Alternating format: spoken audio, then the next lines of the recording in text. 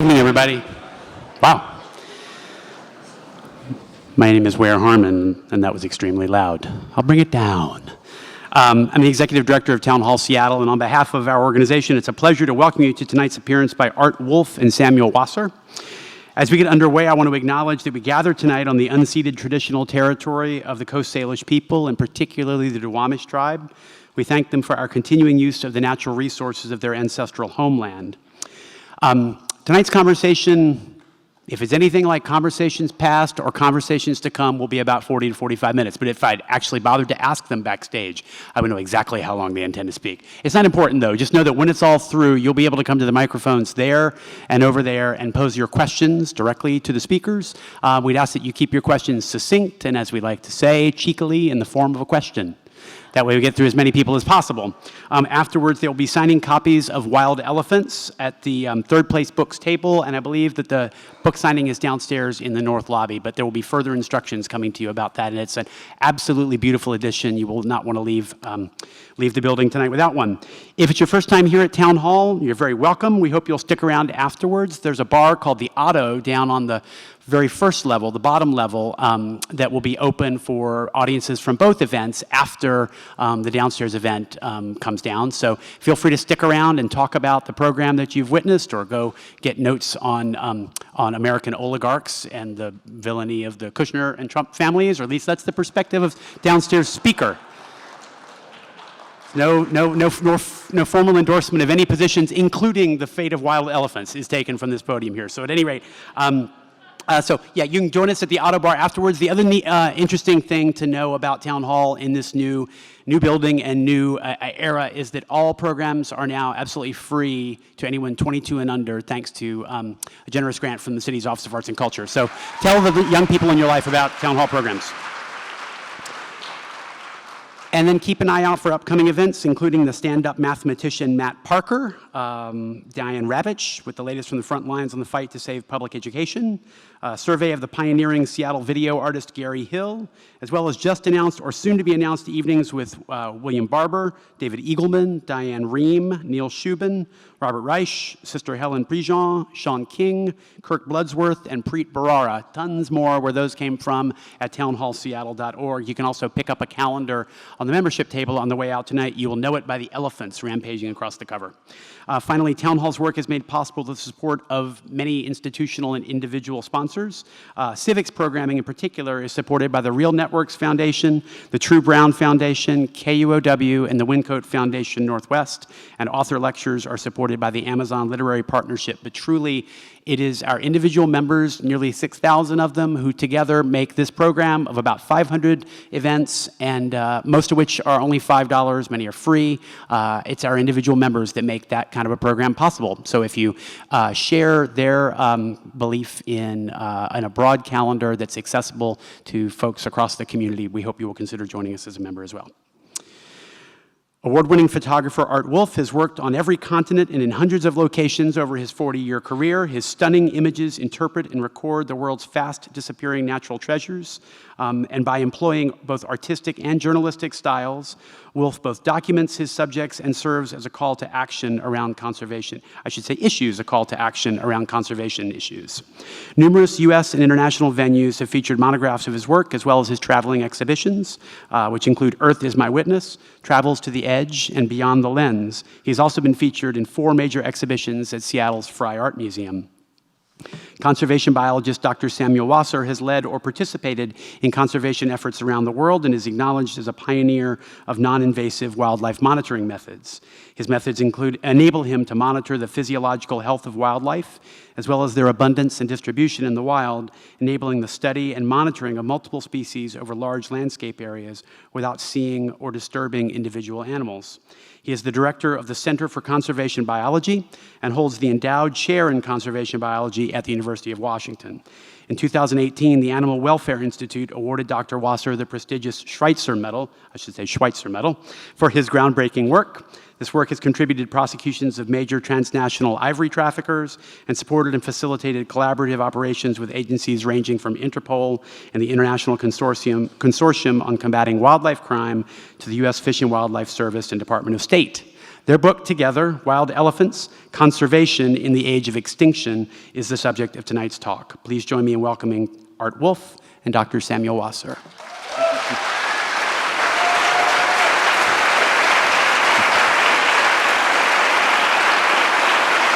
Thank you.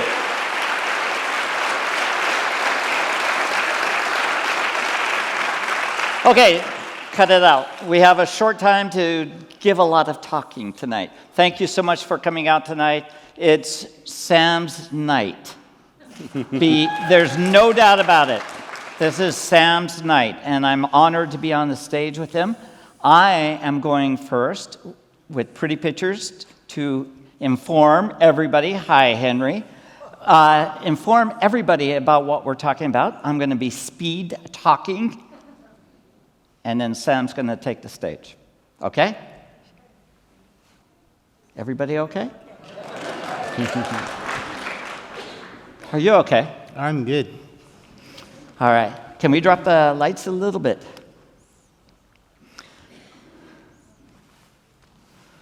So Wild Elephants is a project that came to me through my publisher. He said, what about elephants? I said, what about them? He said, we need to do a book. Do you have any photos? I've been traveling to Africa about 50 times. Yes, I think I've got some that we can use. And I recall the very first time I went to Africa, which was in November 1980. Back then, I had just gotten out of the University of Washington. I got really connected with the climbing community. And a couple of my friends said, let's go to Africa and climb Kilimanjaro. So in November of 1980, we did. We climbed Kilimanjaro. We had an extra week, and we went out into the Serengeti. And I really was just beginning my career with photographing wildlife, and I really wanted to go out there in the Serengeti of Tanzania and see leopards. I wanted to see spots and stripes. So after climbing Kilimanjaro successfully, oh my God, I look so young. Look at that hat. Oh my God. So over we went out there in the Serengeti, and yeah, leopards, cats, anything sexy, not big gray animals. That's really what I was after. But once I traveled out into the Serengeti and started to see these African animals, and I'm filling in the gaps as I'm trying to advance the slides. I grew up watching Walt Disney like many of you, and how do you do a book on an animal that looks identical from very young and to very old, and they're basically one color, which is gray? How do you fill a book, let alone a talk about these creatures? And yeah, it was spotted animals, the leopards, the lions, the cheetahs, the zebras, anything with, design to them, not big gray animals. But the more I traveled, not only on that first trip to Tanzania, but on all the subsequent trips, I started to realize it was the elephants that had the personality, that had the behaviors. They were never boring. They were never just standing still like anticipated. And over the years, I've had many great encounters and continue. I'll be in Africa twice later this year, and I just love going back. But it's these charismatic, amazing animals that we're here today to talk about. And the more I looked at them, the more it's like they never are standing still. They're never just walking around. They're always engaging each other. They're in families. And Sam, I'm sure, will be a little more illustrative with his words than I am right now. I'm moving through these just so we can have a little more time with Sam. So as a photographer, though, you're trying to employ every trick you can to make it a full book. Not just portraits of an animal, not just behavior, not just adults and babies, but everything you've learned to do over, what have I done, Libby? How many books have I worked on over the years? Too many to even remember. But these elephants always have been part of other books. I've done books on Africa, books on behavior, books on camouflage, and I've even included elephants in those books on camouflage. This photograph was taken in the Ngorongoro crater of Tanzania, and some of the largest elephants left in Africa with their amazing ivory are in this crater that's 12 miles across, and it's got this natural border from which these elephants go up into the hillsides around, but they always come back down into this beautiful crater. And so seeing some of what used to be very common in Africa is amazing to see. The trunk has many, many muscles, and they can just maneuver it around. They use the elephant trunk to communicate, to touch each other, to play with each other, and so the trunk becomes one of those elements of the animal that is first and foremost that I think about when I think of these animals. And obviously they can reach up and grab branches.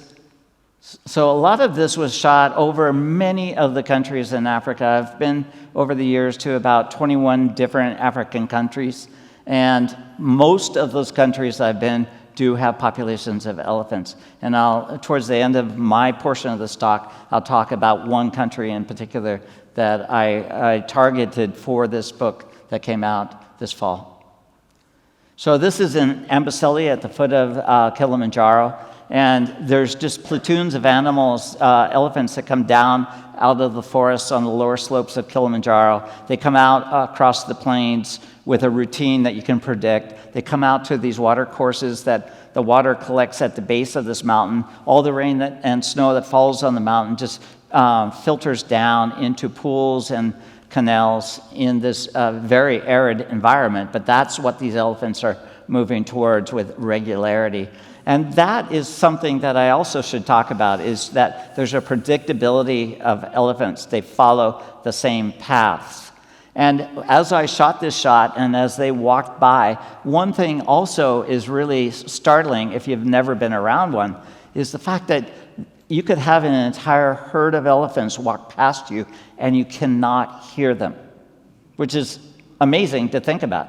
They literally walk silently. Have you noticed that as well? Yeah, on their toes. Yeah, their pads and the distribution of weight on their very wide feet, they literally walk without sound. Which I've noticed when I've camped in the bush and looked out my tent to see a herd of elephants passing by. This was shot in Botswana in a dry river channel called Savuti, and at times that channel is running with floodwaters. More times than not, it becomes very arid. The elephants dig holes into the sand and unearth the water, which provides nutrients and water for the other animals in the environment. And this is another case of that. This is in Mashatu, which is a preserve on the southeast corner of Botswana. The elephants have dug holes into a dry riverbed, and water comes bubbling up, and that provides water for the pride of lions, which the elephants are now chasing away. Are you coming up to take a picture of me? Really? Okay. You're not a stalker, right? No? Okay, good. So water is key. I mean, when you find water, you usually wait around and elephants are going to show up. So as you see in the distance, with more elephants coming into this dry water hole in Mashatu, they start to kick up the dust and envelop themselves in the dust. And I often have said, the more my photos start to look like a painting, the happier I am. My background's actually, I graduated from the University of Washington with degrees in painting and design. And so whenever I take a picture that looks more akin to a photo or a painting, the happier I am. And so this is one of those shots taking advantage of the atmospheric conditions that the elephants they themselves have created. I'm happy with that shot. I'm very...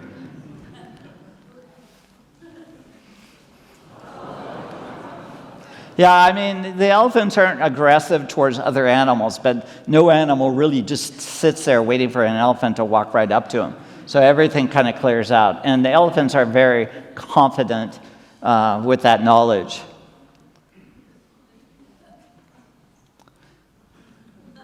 the warthogs, the cranes.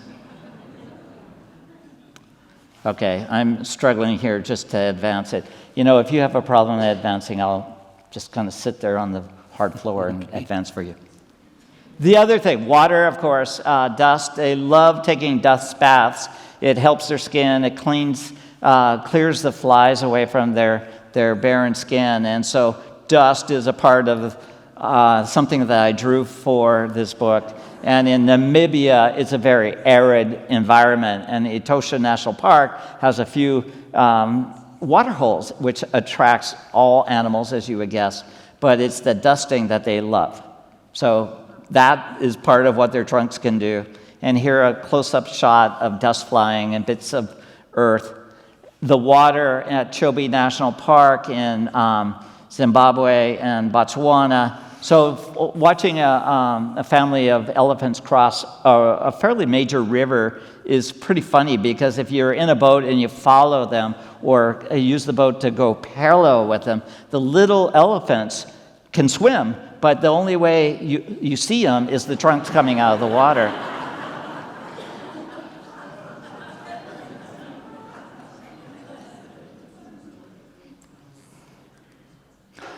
So once I knew I was doing a book on elephants, I traveled with a friend of mine from South Africa. We went to this a reserve in southeast Botswana, and this friend of mine is fairly aggressive. He sunk a container, a metal container, and then dug a well and created a pool of water right in front of the container. And you can get in the container. He cut out an opening in the container.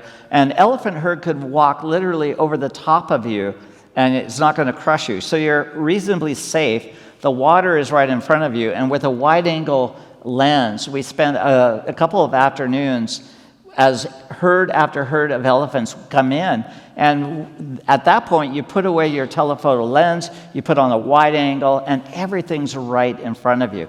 And the later the day went, the more dramatic the light became. These elephants are very aware that we're there, and yet they are not fearing us, of course. They aren't necessarily happy that small creatures are close to them, but since they can't do anything about it, they just forget about you.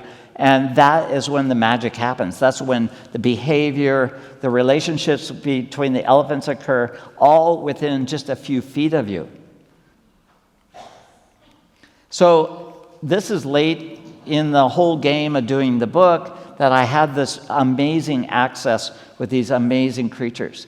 And of course, again, they know you're there, and yet they would put waves of muddy water towards you. And we were literally jumping out of the way as waves of water were coming in. By the time we left, that container had about 12 inches of muddy water.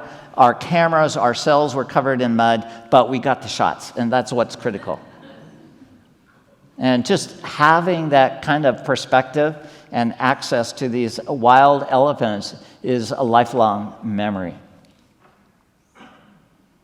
Just to see how they love that. And again, this water, this pool, was man-made in a very arid environment. So it's a classic case where wild animals are being taking advantage of somebody's idea, and very well received.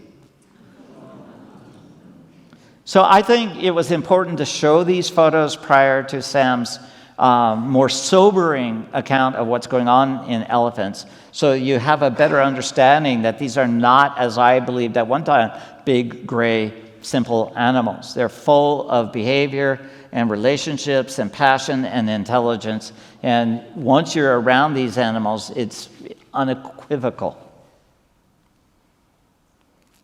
And this was one of my favorite shots. Just this baby is leaning against her mother. And it's just literally just a bit beyond where I am sitting to Sam that this is being revealed to me. What a privilege to see that, to capture that on film. Meanwhile, we're getting covered in mud.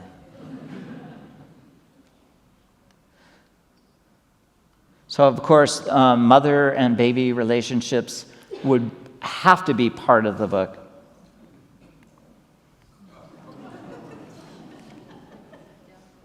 In Namibia, again, in a very arid environment, in the middle of the heat of the afternoon, everything comes for a drink.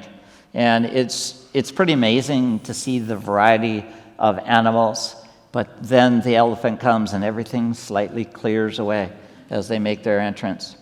In this environment, the elephants cover themselves in alkali and minerals, and when it dries, they look like ghost creatures. No longer are they gray, but a beautiful white porcelain color. But it's also a great opportunity to show context, to film other animals within the legs of these animals or the trunks. So that was a great opportunity in Namibia.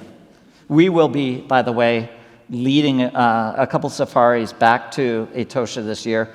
A couple of years ago, we were in Etosha, and an elephant had died from natural causes, and prides of lions were coming in to feed on it. There was probably somewhere between 30 and 40 jackals, which are small, predatory animals. They were feeding on it, but then these two elephants came, members, obviously to me, of the same family, and they shooed everything away. They stood near the carcass of the elephant for a long time, just touching it with their trunks and then eventually moving on.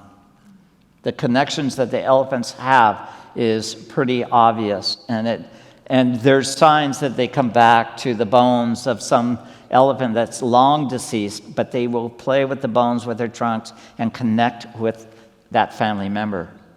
I'm not advocating this. This is not necessarily shining a light on my intelligence. This was shot years ago where I went down to a waterhole in Savuti Channel and waited for a group of old males that are non-breeders, which mean they're fairly simple, they're fairly at ease with humans, but there were still occasions where one or two would come my way and kick sand towards me just to kind of shoo me away. But why I was down there that close to these elephants was I wanted to try to abstract them, to shoot them in yet a different way. So legs and trunks, I was trying to make them almost appear like a forest rather than a herd of elephants. And at that level, you can shoot through the legs at other animals. Again, these are employing every device I have to bring life to a book. Otherwise, if it's an entire book of just portraits of the same animals, it would pretty much be a very short read.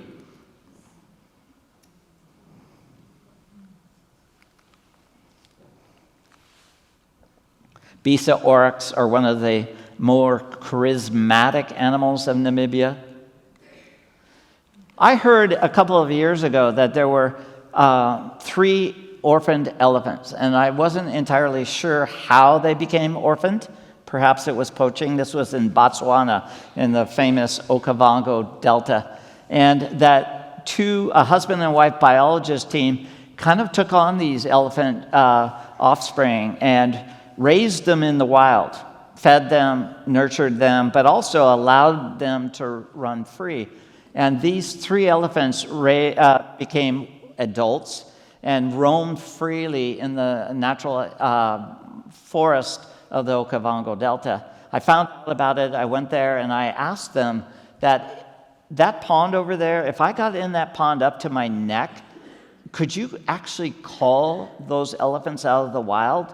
And they said, well, yeah, maybe we could do that. And I said, more importantly, if I was up to my neck in the water with my camera and you called them into the river, or into the pond, could you make them stop? And they said, well, we're not sure about that. And I said, okay, good enough, let's try it. So this is the shot. This is with a 16 millimeter wide angle. And that is very close. In other words, the closest animal is a few feet from me. And they were able to stop the elephant, thankfully. Otherwise, there would be no way, honestly, you could get a shot of a wild elephant with a 16 millimeter wide angle with infinite depth of field other than doing that trick. There's been times over the years, and you would imagine this, if I've been to Africa that many times, that you've had very close encounters. I've had elephants fall asleep just outside my tent, and yes, they do snore, and yes, they lay flat as a pancake on their side when they're sleeping. Have you seen that? They snore worse than I do. So you wake up and you kind of stumble out of the tent and you may be face to face with an elephant. This is shot in Chad. It's a country of North Africa, just on the southern end of the Sahara. It's surrounded by unsavory neighbors from the Sudan to Central African Republic and Nigeria to the west.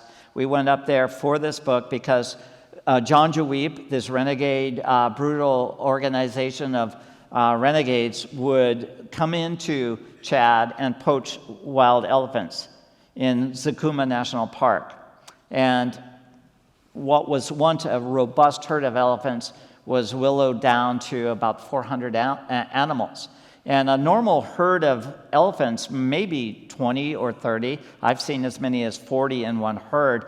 There was 400 elephants in one herd in Chad because they all grouped up, safety in numbers. So I went to Chad to photograph a herd of that size, which would remind you of what Africa might have been 50 or 100 years ago.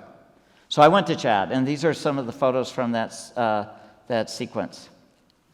And these elephants are big old boys. They're not used to people. In fact, 2 days prior to this, one had trampled somebody on a runway, on the remote runway strip near the headquarters to the park.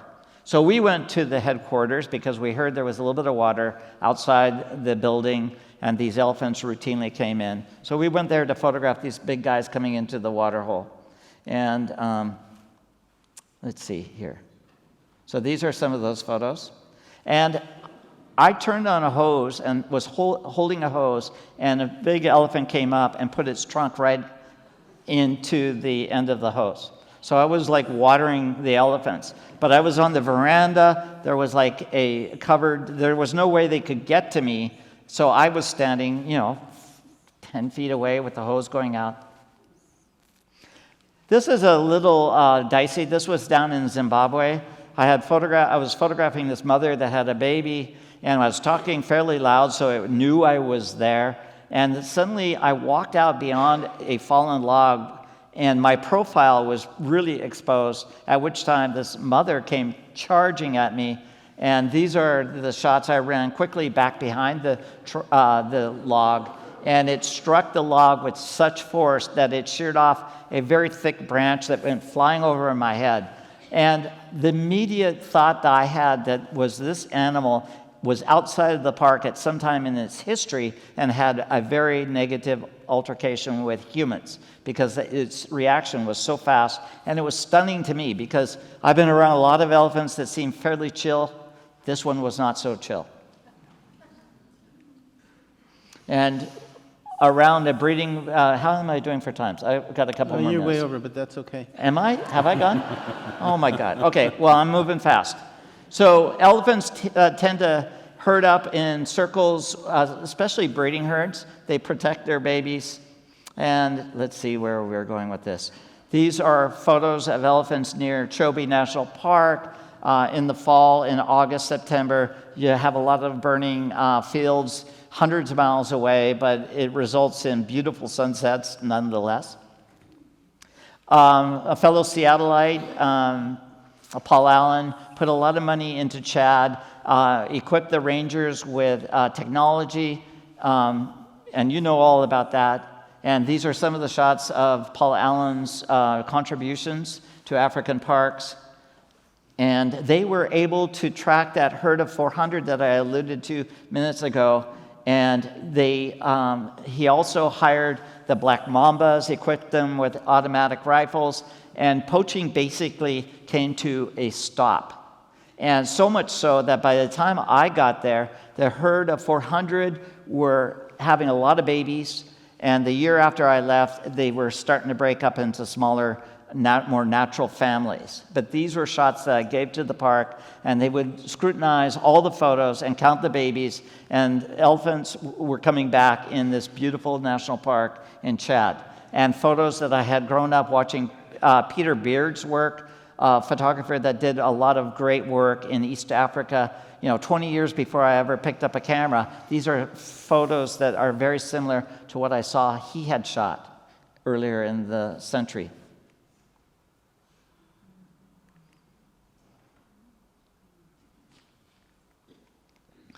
Simply put, and Sam will reiterate this, it's just unfathomable to me that we could live at a time where we put man on the moon. Can we not save this most charismatic of animals? You know, what a tragedy it would be to live at a time that we know what elephants are, but they would disappear from the face of the planet. Sam, pick it up from here. Thank you. Thank you. Thank you.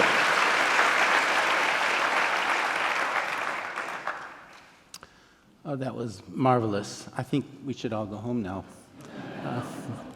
I'm going to talk a little bit more doom and gloom than what Art described. And it was actually kind of a challenge writing the text for this book because Art's photos are so beautiful, and I had such a harsh story to tell. And then I realized that, you know, it's really important to see how spectacular of animals these elephants are so that you can fully appreciate what's happening to them. And part of this is that elephants are incredibly intelligent. They have the largest brain of any land mammal. And there have been a number of cognitive tests that they've done on elephants. So for example, they can recognize themselves in a mirror. And not many animals are able to do that. But not only can they recognize themselves in the mirror, if you take chalk and you put it on the elephant's forehead, it'll take its trunk and it'll go, what is that? And it'll rub it off. And that's vanity. That's something that only great apes and people have. They also have looked at the genes in elephants for energy metabolism in the brain, and they found that they have a higher density of those genes than do people. And if you have an active brain, you need energy. So all of this talks about how incredibly smart elephants are, and that's very, very important to think about when you consider what's happening to them. Also, Art did a beautiful job talking about how social these elephants are. Family is so important to these animals. When you see them in a place like this, where they're playing in a river course, they'll play there for hours, and you'll have little babies in there with full adults rolling all over each other, and nothing happens to them. They're so carefully monitoring the babies, and the sisters, whenever there's a problem, the sisters will run in and take care of them. So family is incredibly important to these animals. As Art mentioned, they also are very, very aware of death. And during the 20 years that I was running a field site in southern Tanzania, when a lot of the poaching was at its peak, we would collect skulls from elephants and bring them back to our camp to age them. And we had skulls of other species too. And the elephants would come through at night, and they would just take their trunks and inspect every single inch of the elephant bones and skulls. And then they would just go right over the giraffe and the buffalo. They didn't even care about it. And it's funny, this last year I was on sabbatical, and I was in Samburu National Park, where very famous area called where Save the Elephants is underway. And at that field site, they had radio collars on all of these elephants that they used to monitor them, and they had the old radio collars lined up on a post that have come off of elephants that either died or the battery needed to be replaced. And in the evening, the elephants would come and they would smell each one of the collars, and then they go, "Oh, I know this guy," and they'd pick it up and walk away with it. So it's pretty remarkable how aware these elephants are. They're intelligent, family matters, they're so aware of death. And so you can imagine when something like this happens, when a baby's mother is poached right there and its face hacked off, and the rest of the group is sitting there. These elephants get PTSD. And it's not surprising. They're smart. They love family. They understand death. And here, this kind of travesty is going on. And this is really what compelled me to do the kind of work that I do. So when you think about all this, and then you think about, well, how many elephants are being killed? Well, remarkably, there are 40,000 elephants being killed each year by poachers. And there's only 400,000 elephants left in Africa. So that's 10% of the population being killed in a year. And this is a serious problem. And what it means is that we really need to stop the killing. We need to figure out how do we put this thing to rest. And that is really what the primary focus of my work is up to.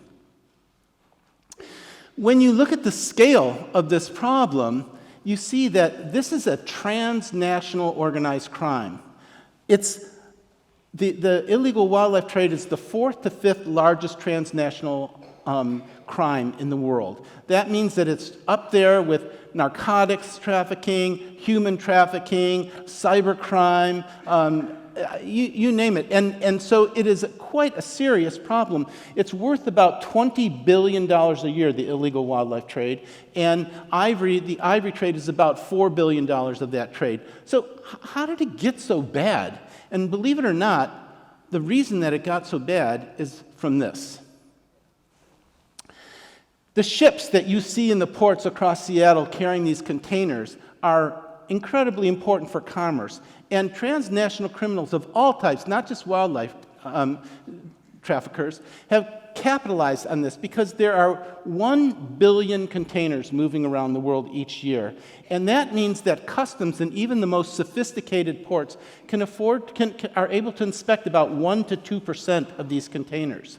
So that means that all you have to do if you're a transnational criminal is get your product containerized and get it past customs, and there is a very, very low probability that your container will get caught. And some of these seizures, the minimum value of the seizure that we look at in this work is about $1 million. It's seizures that are at least a half a ton, 500 kilos worth of ivory. And so you could imagine these are traffickers that can actually afford to lose $1 million if someone catches their shipment. Well, how is that? Well, chances are they got 20 more shipments through.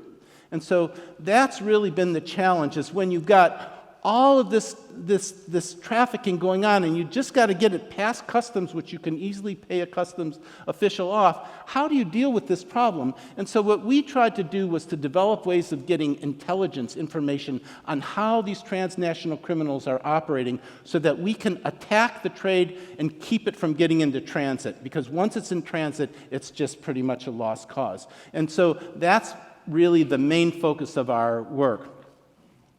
To do this, we try to figure out what is the source of the ivory, where is it all being poached, and who's exporting this ivory. And so how do you do this? Well, one of the things that we try to do is to get a genetic map. We developed a genetic map of elephants across the whole continent of Africa. And essentially, we did this by using elephant dung, their poop. In fact, I have poop from every place that Art talked about in here. We have samples from over 3,000 elephants, and each one of them we get DNA from, and a large different amounts of DNA, the same kinds of DNA that the FBI uses to track criminals in their criminal database. And we've essentially made a map of African elephants for forest elephants, which are a separate species from savanna elephants. And so we have maps for forest elephants, for savanna elephants. And then when there's a big ivory seizure, and this is ivory seizures that are, so when I say a seizure, by the way, I'm meaning you seize the ivory as opposed to the ivory had a seizure. So when we take these seizures and we take the tusks out and we get the same DNA from those tusks, we can actually map it to our DNA map, and we can tell where a tusk came from to within 180 miles of its true origin. And when you consider you can put 5 United States in Africa, that's a very, very high precision. So we started looking at all these large ivory seizures. Again, it had to be a minimum of a half a ton of ivory, and 70% of ivory seizures are a half a ton or more. And those are seizures that are worth a minimum of $1 million. So these are the transnational criminals that are doing the most amount of damage to the population.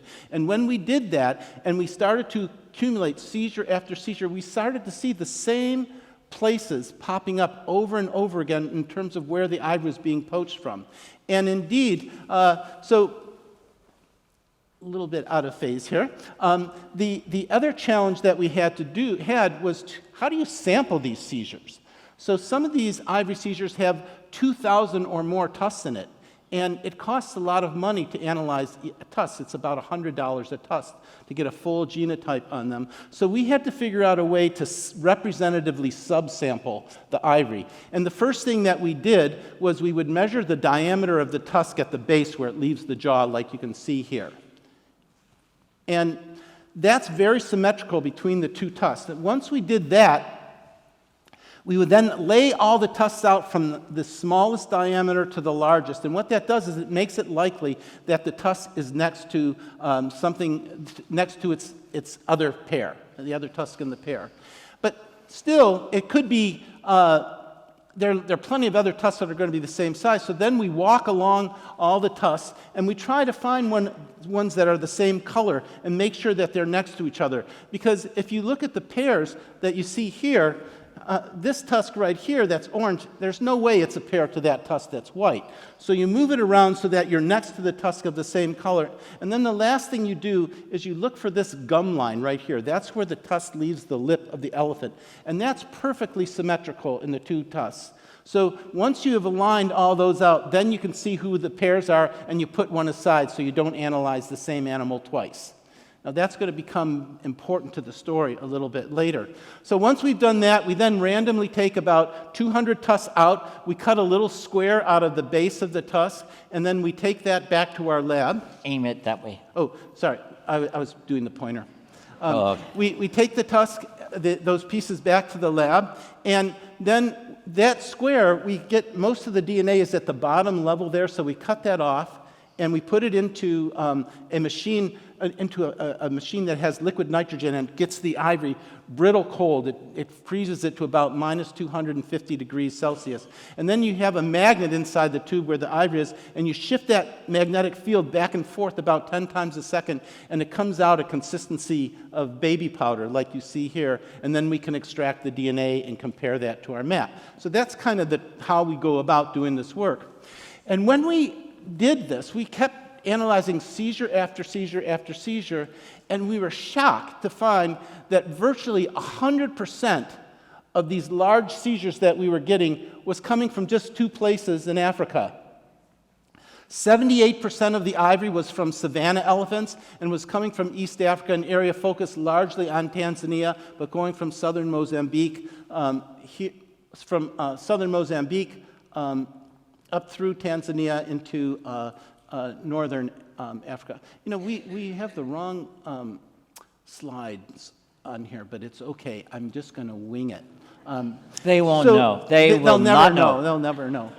So this was a very important finding because essentially poaching's going on all over Africa, but we were able to show that it's consistently, these big transnational criminals are working largely in these two places. And I'm very, very proud to say that we kept going back to the United Nations and other entities and saying, look at what's going on here over and over again. And this year, for the first time, poaching in East Africa has significantly declined. And it's largely because of this work and work with others like me. Wow.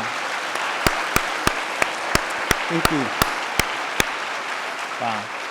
Well, we noticed another thing when we looked at these seizures, because we could tell from the shipping manifest where the ivory actually left Africa. And one of the things that we saw was that the ivory is almost always exported out of a different country from where it's poached. Essentially, it's a risk reduction strategy that the big traffickers that are moving the ivory, they're in a different country, so if you catch the poacher, they can't finger the dealer.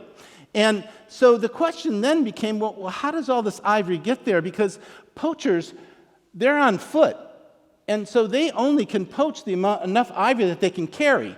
And what we then realized is that essentially you have a system where you've got many, many different poachers operating in an area, in many different areas, but within a big protected area.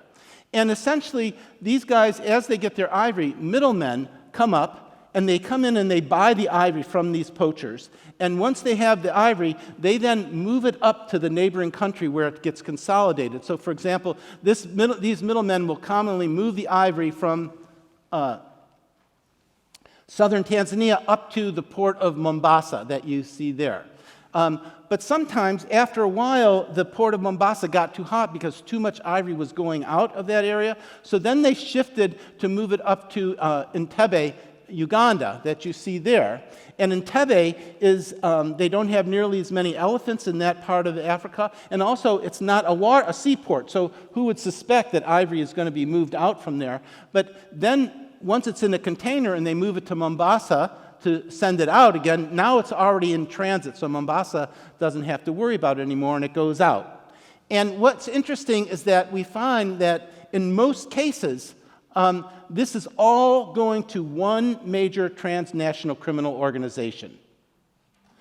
So that's a really important finding, because essentially it's saying that, there's these big traffickers moving out multiple tons of ivory, there's not a lot of them, and if we can find them, these are the guys doing the most amount of damage, then we can really start to have some impact. And when we did, one of the things also, that's very, very important about this is that, so you imagine this ivory is moving from the poachers through the middlemen up to these ports of export. But I said that they're poaching the same areas for years and years and years. And one of the things that we have been able to discover is that these same transnational criminal organizations have been operating in this area for this entire time. And they are essentially the money that is fueling these poachers. They are providing the ability for these poachers to keep doing what they do in these same hot spots, because they're providing the bullets for them to kill the elephants and the whole network to move the ivory up to their coffers. Well, when we started to realize how important it was to be able to get these transnational criminals and trying to figure out how could we do this, we then had a breakthrough. So you remember I talked about matching the pairs of tusks in these seizures. We were sampling the tusks in these large seizures, and one of the things that we noticed was that over half of the tusks didn't have a pair. Only one of the two tusks from the elephant was in the seizure. And we thought, what is going on? Where is the other tusk? So what we decided to do was to see, well, by this time we had over 60 large ivory seizures in our lab, and we thought, well, maybe the other tusk from the elephant is in another seizure. And we started to look between seizures, and literally it took us about 2 hours to get the result. And we found numerous matches where the two tusks from the same elephants were essentially shipped in separate seizures. And essentially what was happening, we realized, is that when this ivory was moving from the poachers through the middleman up to the transnational criminal organization, the tusks get separated. So maybe the two poachers are working together. They get a big elephant and a medium-sized elephant. They say, you take a big tusk and a medium-sized tusk. I'll do the same. Or maybe this middleman didn't have enough money to buy all the tusks. Whatever it happened, very frequently they get separated. But because you've got this one big transnational criminal organization driving this whole thing, those two tusks still end up at the same guy's place, just at different times often, and then they get shipped in separate shipments. And by genetically matching the two tusks, we were able to link individual traffickers to multiple shipments, and so see how big of a trafficker are they and how connected are they to other traffickers. Like, is the trafficker moving ivory out of Mombasa, is he connected to the trafficker in Uganda? Yes. And then the most exciting thing happened, that we were able to put down the biggest and most notorious ivory trafficker in Africa.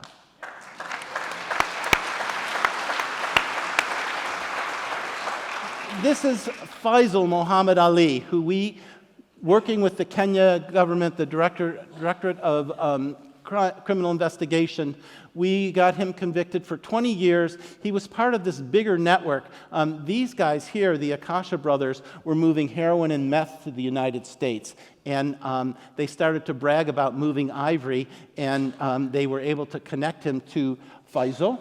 And then the DEA, who was trying to get the Akasha brothers, started to use all the networks that we had established with the elephants, because we can track them, because their genetics separate their populations, and tell them how these guys were moving all of their other types of material, in this case narcotics, and they actually used our evidence to extradite them to the United States. They're now in the same prison as El Chapo right down the hall. So that was really exciting. And then Faisal got acquitted. He was in prison after just 2 years, and he got out. We were horrified. And he got out because there were so many irregularities. So you're dealing with these so much corruption in this case. Just to give you an example, so the ivory that Faisal was in, the seizure that Faisal was convicted for, was in a big warehouse, the biggest automotive warehouse in Kenya. And when they had in there the vehicles that moved the ivory, and when they went to go inspect the evidence, the vehicles that were there were stolen. So that was one bit of evidence that was missing. Some of the seizures that we had also connected him to got stolen out of customs. And then the magistrate decided that they wanted to take the prosecution to visit the crime scene. They got there, and the biggest automotive dealership in Kenya was leveled to the ground. No evidence. So you could see how vulnerable this case became because they tried him on only one case, and that was the big mistake that they made. This is a little bit complicated. Don't get lost in the complication. Essentially, each one of these figures shows you a seizure that we had. What I really want you to see, so these are all different seizures, where they were made and when. And what I want you to notice is when there are arrows connecting them.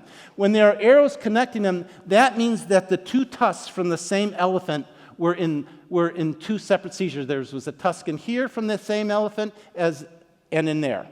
And so that's how we link them all. And you can see all of these are connected. This whole network here is all Faisal. We connected him to 11 different ivory seizures. But what's interesting is these ones down here, these were all ones that there's no arrows connecting them. And we expected that there should be arrows there because they all come from the same ports, which is what these solid circles are showing you. You can see they're all coming from the same port. Same ones as up here, too. And you can see that where the ivory came from is very similar to where the ivory came from here. They were all close in time, but there weren't matches. And we realized that the problem is that we're probably missing a lot of these matches, because you imagine you've got these two tusks from the same incident, the same animal being killed. They've got to get separated. They've got to end up at the same guy. They've got to be shipped in separate seizures. Then we have to get access to those two seizures and sample them. And we can only afford to sample about 30% of the tusks from each of those shipments, which means that you have a 30% chance of getting both pieces in your lab to even match, a 9% chance. Well, many matches are missed. And what was a problem was that this is the seizure that Faisal was tried for. These are the two seizures that were stolen. And because Faisal was tried for this only one seizure, that left the whole case incredibly vulnerable, and it fell apart, and he got acquitted. Well, we then realized that there may be a better way. And when you're doing this kind of work, it's kind of like an arms race where you've got to stay one step ahead of these transnational criminals. And what we realized is that we could actually take advantage of the fact that female elephants stay in the same family group throughout life. So we realized that we could do what we call familial matching, where essentially we take the tusks from parents and offspring and full siblings and half-siblings, so just really close relatives, and to match their tusks between different shipments. And this is actually a tool that has started to get a lot of attention actually in the human forensic world. It's a bit controversial, but essentially, if you get DNA from a crime scene and you match it to the FBI's criminal database and you find it's not a perfect match, but it's a very close match, chances are it's a close relative because crime runs in families. And then you can look at the genetics of these other relatives and you can hopefully find your perpetrator. And some very serious mass murders have been caught this way. Again, it's very controversial, but for elephants it's not controversial at all, because it's really an issue of looking at, are there relatives found in these separate shipments? And when we did that, we found a huge number of matches, because if you think about it, so you've got one elephant, well, he's got 2 parents, so that's 4 tusks that his 2 tusks can match to already. Then he's got all his sisters, and then you've got, within an area of 100,000 square kilometers where they're poaching, there's all those other families just like that. So if they keep going back to these same areas over and over again, there's lots of opportunities to do this familial matching. So what we did was we took every single tusk that we had genotyped in our lab. There was about 7,000 of them distributed from 65 large seizures, and we compared every single tusk to the other tusk. That's 50 million comparisons that we made. And we looked to see, did they cluster in a certain way? And we created these heat maps that you can see here that essentially show us how much matching there are. So this key right here is saying how many matches of parent, offspring, full siblings, and half siblings you get. And you can see a really dark square like that means that there are 60 familial matches in this seizure right here that match this seizure down here, or essentially this is all the names here are the same as the names here. So essentially, this seizure here has almost 60 matches to familial matches to that seizure. But what's really important about this is if you look here, there's a square here that's all darkened. Okay? And those are all where all the familial matches are clustered. Well, let's look a little deeper there. And so remember this network that I showed you. And essentially, when we looked there, we found that this is the seizure in blue that is Faisal right here. You can see this line. And we connected him now not to 11 seizures, which was the case before, now to 35 seizures. And when we looked at all the other different seizures one at a time, we see that this seizure here, which is the most common one, has the most matches, and we're going to go from most common to least. And you can see that when I highlight it in blue, I'm showing you also where it was on this map. And as you go down, you can see that every time we got so many different matches here, familial matches in that whole network, including ones that we didn't get matches before. And you go through, and essentially we hit every single savanna elephant match seizure that we thought was in this network. We matched them all to each other. So now we're building a very, very strong case against Faisal. Now you may say, but Faisal was already acquitted. So what difference does it make? Well, fortunately, Kenya does not have a statute of limitations, which means we can retry him for these. And we've learned our lesson. So this time, we are making a solid case that we can really win over. And what's very important about this is our primary collaborator in this is U.S. Homeland Security investigations. So Homeland Security investigations, that's part of Homeland Security. They're not the ones doing the immigration part. They're really out to get transnational criminals. There's 250 agents around the world. And what's really wonderful about these collaborators is that they have unique authority to get into the financial records of these criminals. So they're the only agency in the United States that can actually go through, and as long as there's some exchange using U.S. currency, they can get deep into the financial records. And now we can bring down someone like Faisal for financial crimes, just like Al Capone was brought down for tax fraud. And that's what we're doing. Because essentially, all of these connections that we are creating by linking these seizures to one another, we know where it came from, we know where the shipping routes went from the shipping manifest, and we know that all these different shipments are all part of this bigger network. So we are creating this roadmap for financial crime investigations so that when Faisal goes back to prison, goes back to court, we will hopefully get him on a corruption-proof sentence. So most of this is work from seizures up till 2015. Now I want to talk just a little bit about a new network that we have been investigating that kind of was revealed to us as we were looking for following up on Faisal's case. And what happened right when Faisal was put into prison, we started to see a new modus operandi of these traffickers. And what was happening was that the poachers were, the traffickers were taking teak logs. Now teak, you know, is very expensive wood. And they were hollowing it out. And then they were cutting this tusk into sections, and they were putting it inside the hollowed teak logs, embedding it into paraffin, and then sealing the logs so that you couldn't tell that there was anything in it. And the reason they did that is if you x-ray it, it would look solid. And so someone was putting a lot of money into trying to conceal their ivory, to figure out a new way of getting their ivory through to their final destination. So we had 3 of these cases here immediately. This one seized in Vietnam that went through Uganda. This middle one that started in Mozambique, it was seized in Phnom Penh, Cambodia, but it went through Uganda where it was likely packed. And this other one that went from Uganda through Mombasa, and again, all of them in this paraffin. And then we got a seizure in West Africa, in Cote d'Ivoire, in the Ivory Coast. Same modus operandi.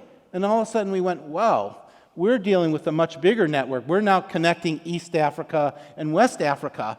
And these pictures, believe it or not, are from the trafficker's cell phone.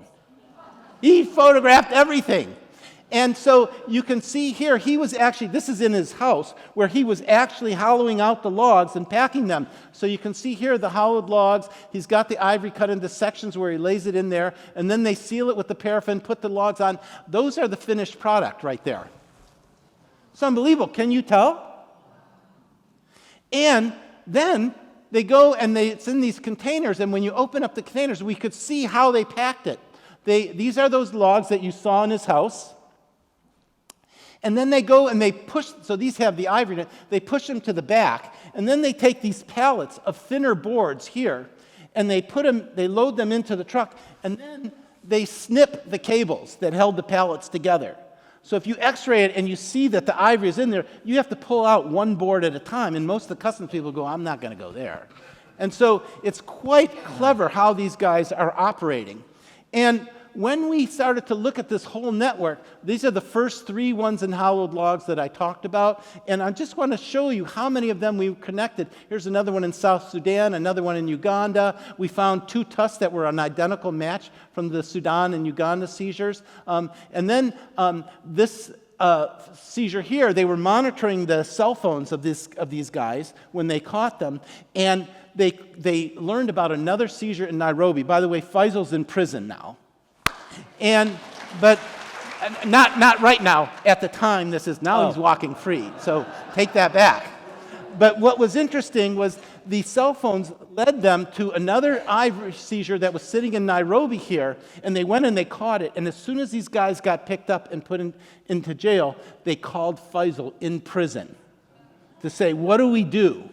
So that means we have connected Faisal to this whole network now. We're building this case into the future.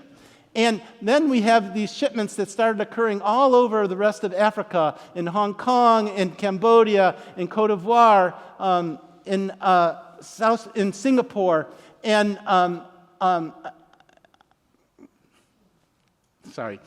lots of connections made between all these seizures in terms of sharing tusks and just the same tusks from the same individual. And then when we went back and looked at the heat maps, we actually linked all these new tusks together from the familial matching.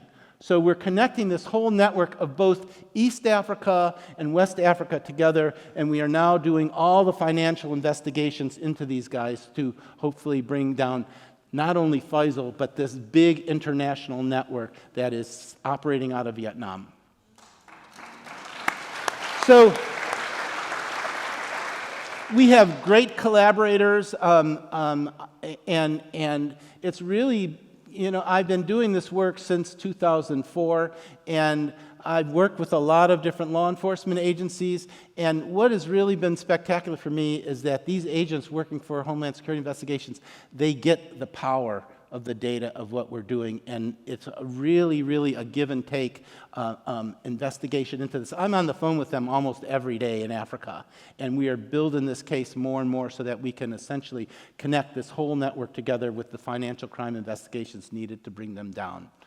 I just want to say that this is a lot of people help me. This is people in my lab that are wonderful, and other people that I work with in this whole project. It takes a village to do this work, and we also get a lot of support from the Department of State, Department of Justice, National Institute of Justice, just a wide variety of people that is really, really important. And many, many countries work with us in this. And it took a long time to build this trust. You imagine, I mean, getting ivory out of South Sudan, Cambodia, Hong Kong, Taiwan, getting these countries to actually share them with me as a university faculty member is somewhat of a challenge. And over time, we've built this trust so that we now have a fantastic network of trust.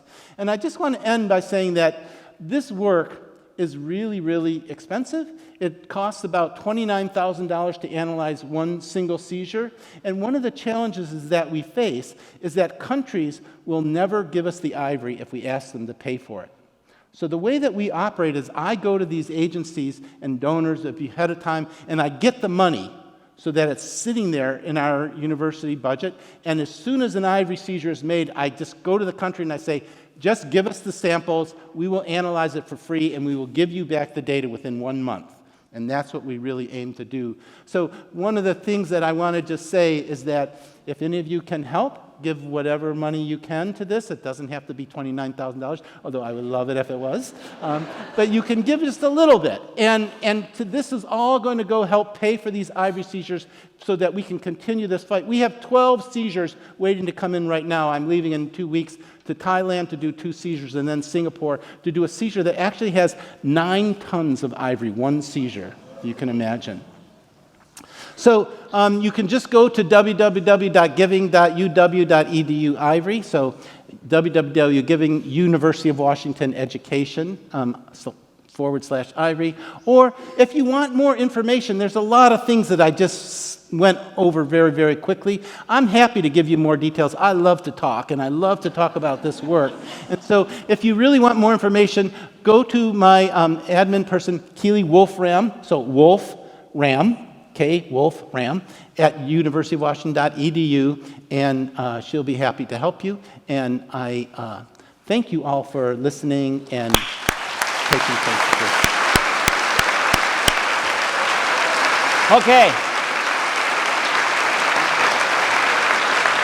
So we're gonna entertain quick questions. We have books out in the foyer to sign.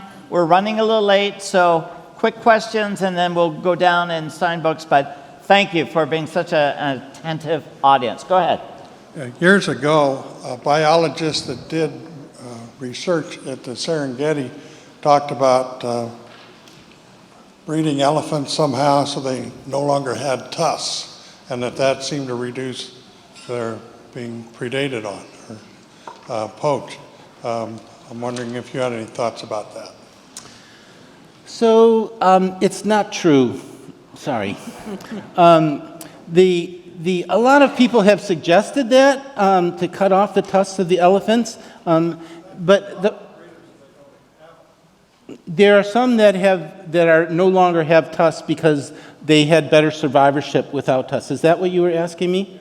Yes. So that is the case, and there still are plenty of far more elephants with tusks than without. But we did a study where I was working, and we found that 45% of the juveniles that were born had tusks, and 15% of the adults had tusks.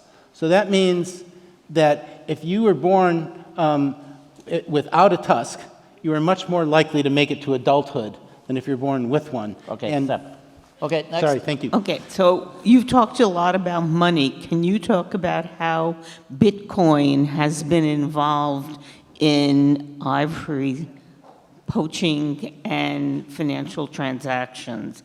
Because it's really difficult to track Bitcoin. Yes, and if my colleagues were here, they could answer that. I can't, but I can say that it is certainly part of the exchange process. Okay, next. Thank both of you. I'm curious, you mentioned sort of final destination of what you told us tonight, it's Vietnam, but isn't China really one of the main final destinations? Or what happens when the ivory gets to Vietnam or elsewhere? So I mentioned Vietnam because they get more ivory going through there than any other country in the world. In the last 5 years, they had 45 tons of ivory go through Vietnam. The second most common one is Hong Kong, and that was just 35 tons. But most of this ivory goes into China. But China is very, very good at protecting their borders, so they move it into these neighboring countries like Vietnam, Thailand, Laos, Myanmar, and then they walk it across. But over the years, these big traffickers operating in Vietnam and other places, they've made a lot of money, and now they're starting to be their own investors. And that's really important because most of these seizures that we get are whole tusks. They're not the little trinkets that you see in the market. And actually what happens is these big investors are buying up these whole tusks, and they're keeping them. And they're stashing them like an investment. And they're banking on elephants going extinct. So then it'll become legal to sell ivory, and they'll have it all. That's just horrific. So, yeah, China is very important. U.S. also is a very big market. We have been in the past, but most of it's smuggled in here, and it's largely because hunters buy ivory. They smuggle in small bits of ivory from China, and they cut it into the handles of their guns and their knives. And you may know that President Obama tried to, when he banned ivory sales here, his hardest fight was with the National Rifle Association, and that was because they said, this is just an excuse to prevent us from selling our weapons. Richard?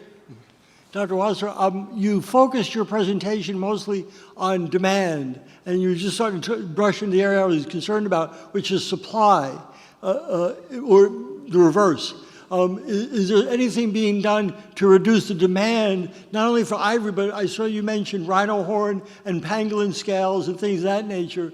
I know that a lot of those are just simply supposed aphrodisiacs and things like that. Is there a way to reduce the demand for some of these products, because then it makes it unprofitable for these syndicates to continue? It's a great question, and there are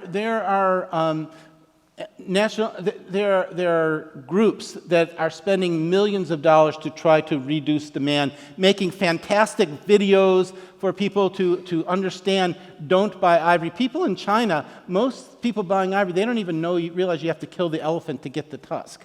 And so shrinking demand is extremely important, but that is a long-term solution.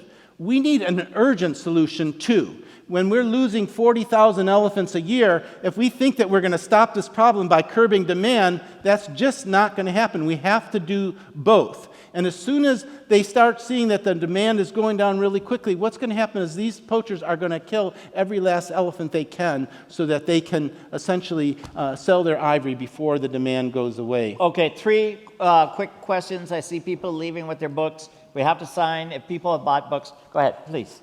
Hi, Dr. Sam. Hi, Sister Sarah. Hi. Can you give me some perspective on your 40,000 elephants that are being poached every year or killed every year? So take that $1 million unit that you were talking about. How many elephants does that represent? If that's a container, right? That's a great question. I'm so glad you asked that. I could have even asked you to ask that. So how do we figure out that there's 40,000 elephants killed? Well, on average, each tusk weighs about 5 kilograms. So that means 2 tusks weigh 10 kilograms. So 10 kilograms of ivory is 1 elephant. They are seizing about 40,000 kilograms a year, but that's 10% of what's smuggled. So the calculation then becomes 1 kilogram of ivory is equivalent to 1 elephant killed. So that's how you get that. Kilograms or kilotons? Kilogram, 2.2 pounds of ivory is equivalent to 1 elephant. Go ahead. Hi, so my question kind of dovetails on the question about demand. Is there any reason, and if so, if you can explain why we can't just flood the market with 3D printed fake ivory tusks and, just fake them all out? Because poaching that's a lot of work. The mammoth tusk that's in like Siberia when the permafrost melts, is there a way to just fake it? We make lab-grown diamonds. It's very, very hard because first of all, nobody has really been able to synthesize a tusk very well. They have rhino horn, actually. But people really want the real deal. And the other thing is that, as I mentioned before, once you start flooding the market, the whole idea is that if you can flood the market, the price will go down, incentives to poach will go down. But these poachers, and especially the major traffickers, they are going to go and they are going to wipe out as many elephants as they can, as quickly as they can, so that they can make their profit before the elephants go away. And so those kinds of solutions, they are ones that make us feel good, like we're trying to do something about it. But what we really need to do is we need to stop them from killing the elephants, and we need to get the main traffickers that are moving this ivory and put them away. Sorry, there were 4 people waiting. I was just sitting. I wanted to ask about The Last Animals, this phenomenal documentary, which I'll plug real quick. Go on YouTube and watch the trailer. The film is called The Last Animals, and I was wondering if it's going to be playing anytime in Seattle. Thank you. Oh, that's great. So The Last Animals is a film by Kate Brooks on my work and others. It's from National Geographic, bought the film, and it's now on Hulu. So if you go on Hulu, you can see The Last Animals, and it's a beautiful, beautiful piece of work, and I highly recommend it. Not that I'm biased. Thank you for your work, Alan. Why you see these pictures of large piles of tusks being burned and destroyed? Why is that a good idea? Why do they take them off the market? Because from a supply and demand standpoint.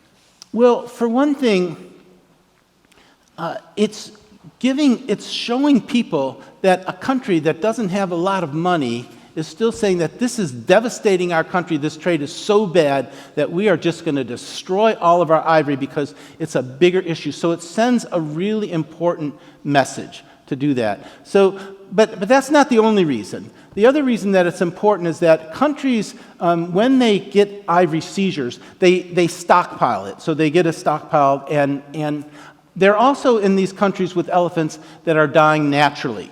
The only ivory that you are allowed to sell by the United Nations regulations are ivory that from elephants that died naturally in your country. Because if you make a seizure, you can't prove it came from your country, so you have no right to sell it. So why are these countries keeping, hundreds of tons or tens of tons, and sometimes up to 100 tons of ivory when they can't even sell it? It gets resmuggled. And so you want to get rid of it. You want to get rid of it, and at the same time, you want the world to understand that elephants are worth much more alive than dead. And so we just want to get rid of all the tusks and essentially stop all future trade in elephants with no chance of new ivory getting on the market. Thank you. Thank you. Thank you. Thank you. That was excellent. Thank you. Really good work. Thank you. All right, thank you everybody for coming. Anybody that wants a book, we're going to be down